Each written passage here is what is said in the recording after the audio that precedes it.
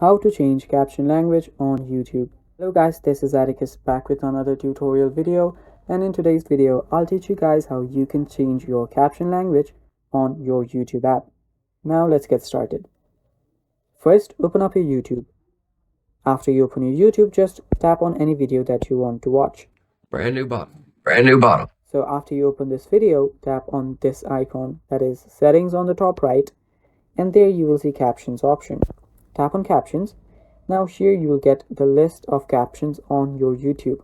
So all you need to do is select your language. For this video, there's only the English language for captions available, so only English is shown. So depending on the video, there are many different languages of the caption. So just select the one that you want and you're good to go, and you'll get the captions of that very language.